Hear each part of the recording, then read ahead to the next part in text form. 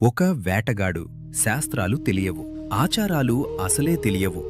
కాని ఆ పరమశివుడు సైతం పరవశించిపోయే అచంచలమైన భక్తి అతని సొంతం. మనం చేసే పూజల్లో పద్ధతులు వెతుకుతాం, కాని ఆయన తన ప్రాణాన్నే వెతికాడు. మీ భక్తి కేవలం పుస్తకాలకే పరిమితమా, లేక మీ అంతరాత్మలో ఉందా? ఈరోజు మనం చెప్పుకోబోయేది శివుణ్ణి తన ప్రేమతో బంధించిన మహాభక్తుడు కన్నప్ప కథ. అడవిలో పుట్టి పెరిగిన ఒక కిరాతకుడు. పేరు తిన్నడు. వేట తప్ప మరో విద్య తెలీదు. కాని ఒకరోజు అడవిలో అతనికి ఒక శివలింగం కనిపిస్తుంది. ఆ లింగాన్ని చూడగానే అతని మనసులో తెలియని ఆర్తి, ప్రేమ పుట్టుకొచ్చాయి. పాపం, అతనికి అభిషేకం ఎలా చేయాలో తెలియదు. తన నోటినే పాత్రగా చేసుకుని నది నుండి నీటిని తెచ్చి ఆ లింగంపై అభిషేకించేవాడు. తలమీద ఉన్న పూలను తీసి దేవుడిపై ఉంచేవాడు. తాను వేటాడి తెచ్చిన మాంసంలో ఏది రుచిగా ఉందో తనే స్వయంగా తినిచూసి ఆ రుచి చూసిన మాంసాన్నే దేవుడికి నైవేద్యంగా పెట్టేవాడు. లోకం దృష్టిలో ఇది అపచారం కావచ్చు, కాని ఆ బోలాశంకరుడి దృష్టిలో అది అమాయకమైన, స్వచ్ఛమైన ప్రేమ. కన్నప్ప భక్తిని లోకానికి చాటి చెప్పాలని ఆ ముక్కంటి నిర్ణయించుకున్నాడు. ఒకరోజు కన్నప్ప పూజకు వచ్చేసరికి శివలింగం కంటి నుండి రక్తం కారడం చూశాడు.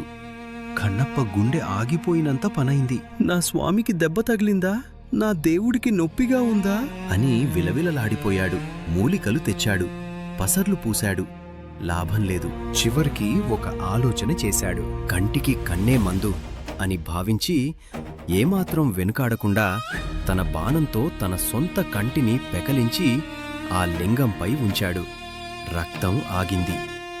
కాని పరీక్ష అక్కడితో ఆగలేదు. వెంటనే రెండో కంటి నుండి కూడా రక్తం కారడం మొదలైంది. కన్నప్ప వెనుకాడలేదు. తన రెండో కన్ను కూడా తీసేస్తే తనకు ఏమీ కనిపించదు. అప్పుడు లింగం మీద కన్ను ఎక్కడ పెట్టాలో తెలియదు అని భావించి తన కాలి బొటనవేలును గుర్తుగా ఆ లింగంపై ఉంచి రెండో కంటిని కూడా తీయబోయాడు. అంతే, ఆ త్యాగానికి కైలాసనాథుడు కదిలిపోయాడు. సాక్షాత్తు పరమశివుడు ప్రత్యక్షమై కన్నప్ప చేతిని పట్టుకుని ఆపాడు. ఆగు కన్నప్ప, నీ భక్తికి సాటిలేదు అంటూ అతన్ని ఆలింగనం చేసుకున్నాడు.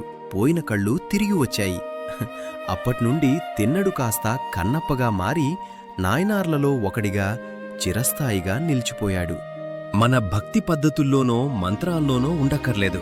మనసు నిజమైతే ఆ దేవుడు మన వెంటే ఉంటాడు.